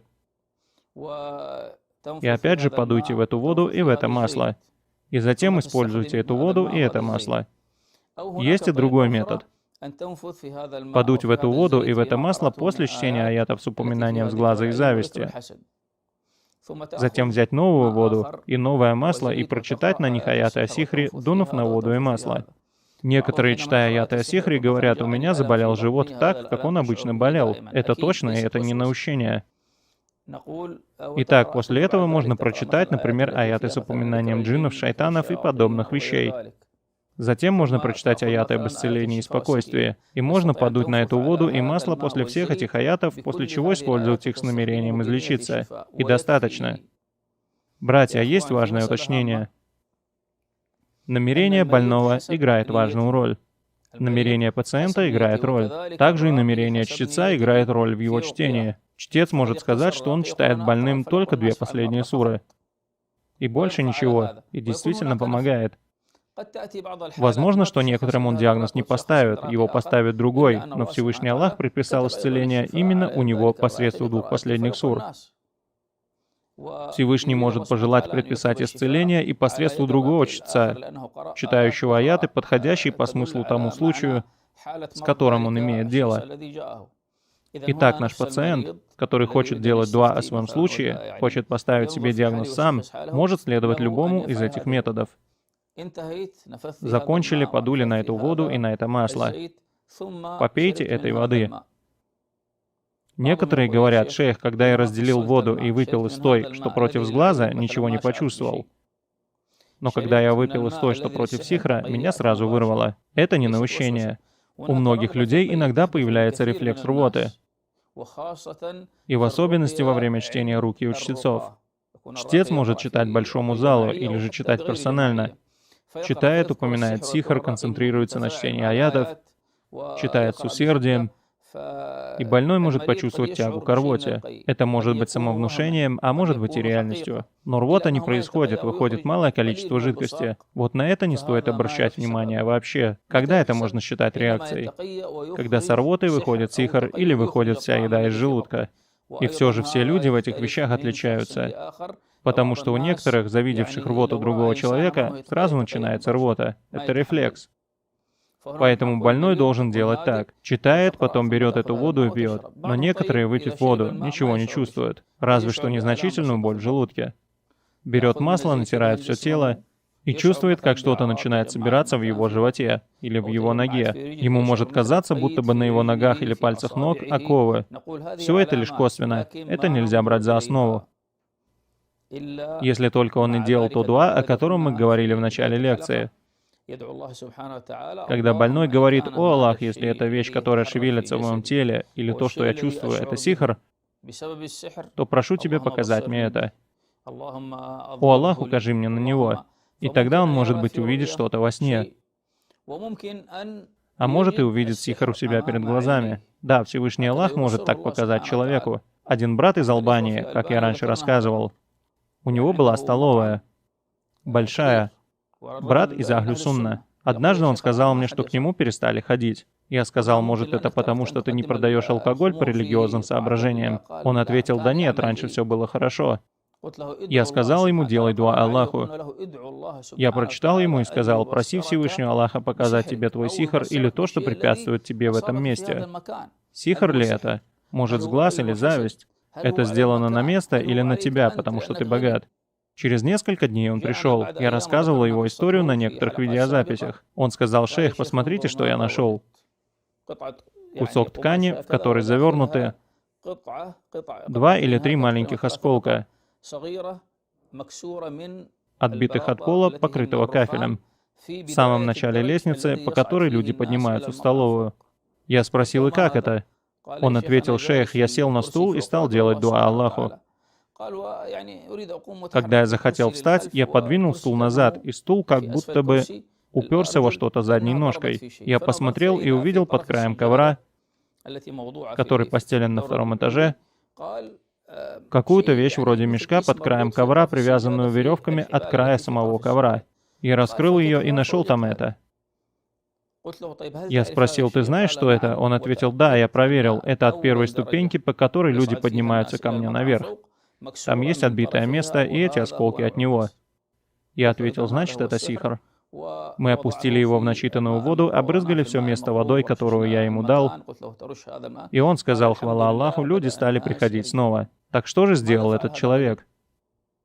Он обратился ко Всевышнему Аллаху и просил Всевышнего Аллаха. И он сказал, что дуа он делал во время зухра.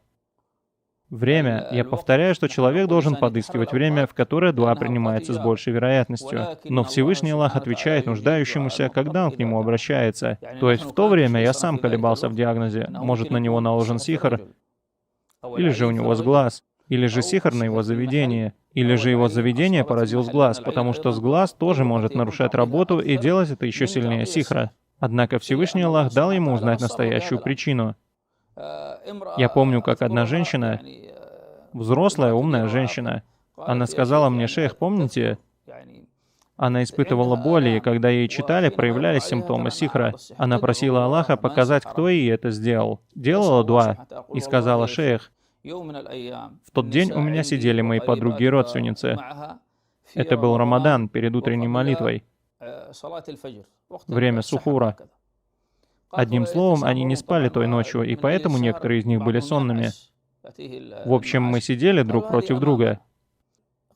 И она рассказывает, мы просто разговаривали, и у меня и в мыслях не было, как одна из нас разговаривала и вдруг начала склонять голову.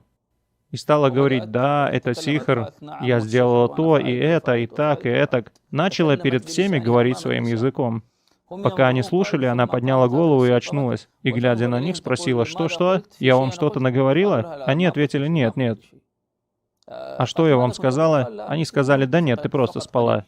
Таким образом, она и другие женщины узнали, что и кому сделала эта женщина, услышав это от нее самой, которая сидела в полметре от нее. Она годами жаловалась и не знала, что с ней. Значит, мои братья и мои сестры, да, есть быстрые способы диагностики болезни. И, конечно, нет проблем, если человек хочет проверить себя сам, хочет убедиться. Он может, например, понюхать миск. Но хочу предупредить, если кто-то говорит, что миск — это лекарство от всех болезней, или хильтит определяет все виды болезней и тому подобное, то я всегда напоминаю, влияние миска на джиннов или некоторые их виды. Некоторые, понюхав, могут упасть в приступ, а другие, понюхав, говорят приятный запах. Говорит ли это о том, что у человека все в порядке? Нет, не говорит. Также и хильтит. У некоторых, понюхав, может случиться приступ, а у других нет, не действует. Запах даже нравится. Все зависит от вида джиннов. Запрещено ли так делать? Нет. Некоторые могут вдохнуть сильный запах, как делают некоторые братья в некоторых европейских странах. И берут такое вещество, я забыл, как оно называется. Его дают борцам, когда они теряют силы, когда их силы иссякают. Они приходят, вытирают с них пот и дают понюхать это вещество, чтобы привести их в чувство. Некоторые дают понюхать его больным, и некоторые впадают в приступ. Падают и не могут выдержать. Если в теле кто-то, он не может выдержать. А на некоторых это вообще не действует. Вот таким же образом и начитанное масло. И таким же образом и начитанная вода. И также и начитанный мед. И масло черного тмина. Его может мазать себе одержимый человек или другой, падающий в приступы, но не чувствовать эффекта. А может не быть эффекта от одного раза, и требуется многократно повторять. Поэтому больной пациент может использовать эти и подобные вещи, эти вещества, с целью узнать, есть ли в его теле что-то или нет. Но я всегда пытаюсь напомнить о том, как я об этом говорил в начале своих слов. Я разговариваю общими словами, чтобы из них могли взять пользу и знающие, и не знающие, чтобы связать сердца людей, мои дорогие. Клянусь Аллахом, это так и есть. Сердца пациентов сегодня привязаны к чтецам. Больные возлагают все надежды на чтецов. И те, кто ходят к ним, и те, кто живут от них далеко. Некоторые рассылают всем чтецам подряд, сидят за этим часами, заходят и смотрят, что сделал тот или иной чтец. И необходимо наставлять таких больных, чтобы надежды они возлагали на того, в чьих руках все, на Всевышнего Аллаха. И эта лекция о том, как поставить диагноз. Делайте так, как делал пророк, мир ему. Делайте дуа по любой болезни, на которую жалуетесь. И даже если не жалуетесь, да, я могу делать такое дуа. «О Аллах, если во мне есть болезнь, о которой я не знаю, то вылечи меня или укажи мне на нее». Человек может сделать такое дуа и почувствовать облегчение, даже не зная, что с ним было. Об этом упомянул имам Ибн Аль-Каим в словах о значимости суры Аль-Фатиха. Он читал ее во время обхода Каабы и чувствовал, что с него как будто бы падают камни. Если сейчас кто-то услышит эти слова, если кто-то скажет: «Шейх, с меня падают камни», ему скажут: «Это из тебя выходит сихр». Это диагностика? Нет, это не диагностика. Не все, что случается с человеком, обязательно бывает с глазом, сихром или чем-то еще. Поэтому, мои дорогие, этой лекцией я хотел связать сердца всех тех, кто слушает эту лекцию, со Всевышним Аллахом. Многие люди все свои надежды возлагают на творение. Я же хочу, чтобы больные стали обращаться ко Всевышнему Аллаху все больше и больше.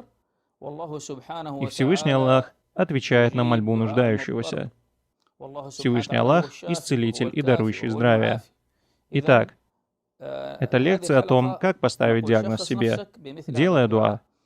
Также можете искать помощи Аллаха в прослушивании некоторых записей руки, например, руки с глаза и зависти, или руки против сихра на нашем и других сайтах.